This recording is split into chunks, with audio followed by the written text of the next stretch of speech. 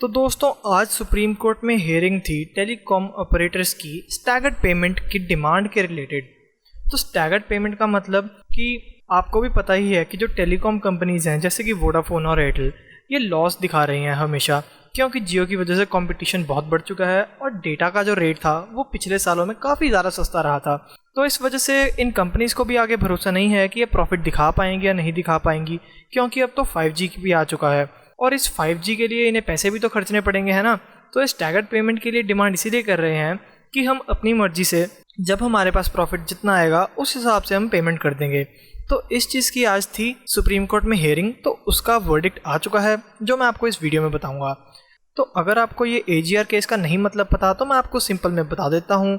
तो हुआ क्या था कि टेलीकॉम ऑपरेटर्स को गवर्नमेंट को देना होता है टैक्स, बट क्योंकि ये जो टेलीकॉम कंपनीज थी ये काफ़ी सालों से लॉस में चल रही थी। जैसे कि अगर जियो से आने की बात पहले करूं तो इन्होंने काफ़ी सारा पैसा खर्चा 3G एक्सपेंशन में और 2G एक्सपेंशन में भी, तो इस वजह से ये पहले चल रही थी लॉस में।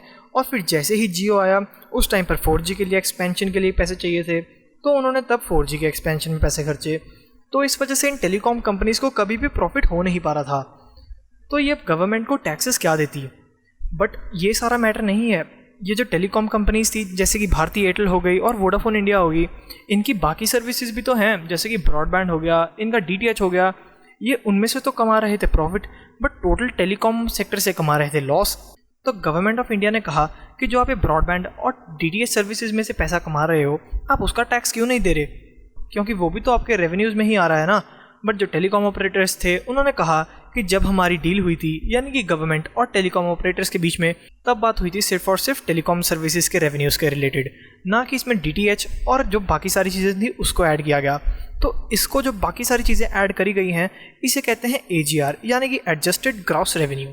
तो अब डिमांड ये है गवर्नमेंट की कि आप हमें ब्रॉडबैंड और DTH का रेवेन्यू का भी टैक्स दो, जबकि कंपनीज कह रही हैं कि हमारी तो ऐसी कोई डील ही नहीं हुई थी, हमारी हुई थी सिर्फ टेलीकॉम सर्विसेज के रिलेटेड।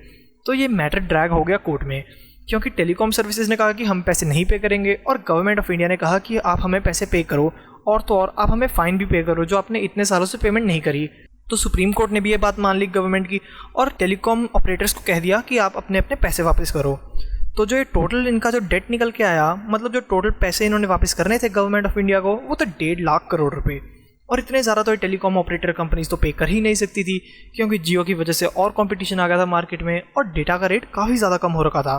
तो अब ये सारी टेलीकॉम ऑपरेटर कंपनीज क्या करती, इन्होंने काफ़ी बारी सुप्रीम कोर्ट के दरवाजे खड़खड़ाए, बट इन्हें हमेशा ही सुप्रीम कोर्ट ने कह दिया कि नहीं जी आपको तो पैसे पे करने ही हैं। तो आज की हियरिंग में ये सारी कंपनीज गई और सुप्रीम कोर्ट को बोला कि चलो ठीक है आपकी बात हम मानते हैं, बट हमें अब धीरे धीरे हमारी मर्जी से जब हमारे पास प्रॉफिट आएगा उस हिसाब से हमें आप पेमेंट करने का ऑप्शन दे दो। और फिर वोडाफोन ने बताया कि जो इनकी प्रोमोटर्स की इक्विटी है ये 1 लाख करोड़ तक इरोड हो चुकी है और इनके पास फ़िलहाल कोई भी एसेट्स नहीं पड़े हैं। इनके पास सिर्फ और सिर्फ एक स्पेक्ट्रम पड़ा है, जो भी अगर इन्हें बेच दें तो ये तो कंपनी ही नहीं रहेगी। ठीक है, आप समझ सकते हैं ना कि वोडाफोन इंडिया कितनी बड़ी प्रॉब्लम में है।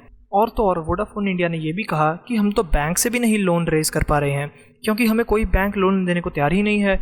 हमने एक बार भी प्रॉफिट नहीं दिखाया है कंपनी ने, तो बैंक हमें लोन क्यों देगा। तो फिर अब अगर हम बात करें एयरटेल की, तो एयरटेल ने फिर से कहा कि आप प्लीज़ रीअसेस करिए कि हमने कितना AGR देना है। यानी कि एयरटेल अपनी वही पुरानी बात पर अड़ा था कि हम तो सिर्फ और सिर्फ टेलीकम्युनिकेशन सर्विसेज का ड्यूज़ देंगे। तो सुप्रीम कोर्ट ने सीधा कर दिया मना कि आप हमसे दूसरी बारी मत पूछना, हम रीकैलकुलेट नहीं करेंगे, जो फाइनल ड्यूज़ आपको बता दी हैं आपको उतनी ही पे करनी पड़ेंगी। तो फिर ये सारी कंपनीज ने एक और डिमांड रखी कि आप 20 साल तक हमारे को एक ऑप्शन दे दो फीस पे करने का, जिसमें कि गवर्नमेंट ऑफ इंडिया भी साथ थी इन कंपनीज़ के, क्योंकि गवर्नमेंट ऑफ इंडिया को पता है कि ये टेलीकॉम कंपनीज़ इन्हें कितना ज़्यादा टैक्सेस और रेवेन्यू देती हैं, और अगर इनमें से एक भी कंपनी बंद हो गई तो फिर तो यहाँ पर एक मोनोपोली हो जाएगी जियो की या किसी एक और कंपनी की जैसे एयरटेल की, जो कि एक कैपिटल इकोनॉमी के लिए अच्छी बात नहीं है। ठीक है, बट सुप्रीम कोर्ट ने सीधा बात कर दिया मना इन्हें।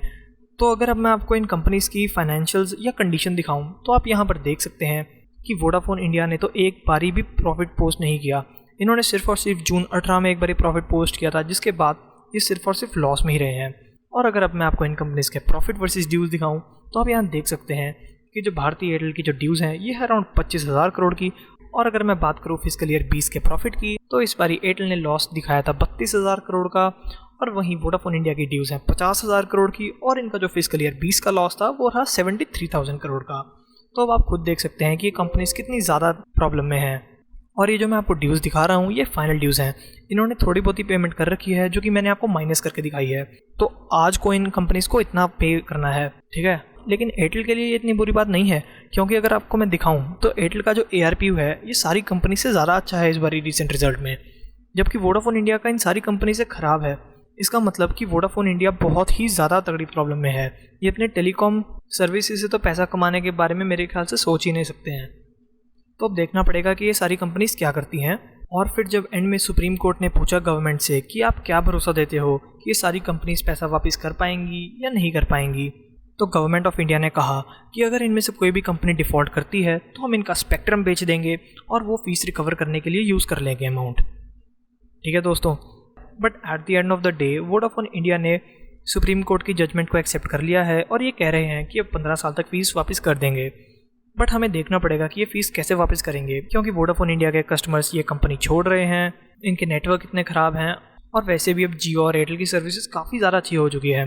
तो अब देखना होगा कि वोडाफोन इंडिया कैसे पैसे कमाता है और इन्हें वापस करता है। तो दोस्तों, अगर आपको ये वीडियो अच्छी लगे तो प्लीज़ इसे लाइक करना और मुझे सब्सक्राइब भी करना। Thank you.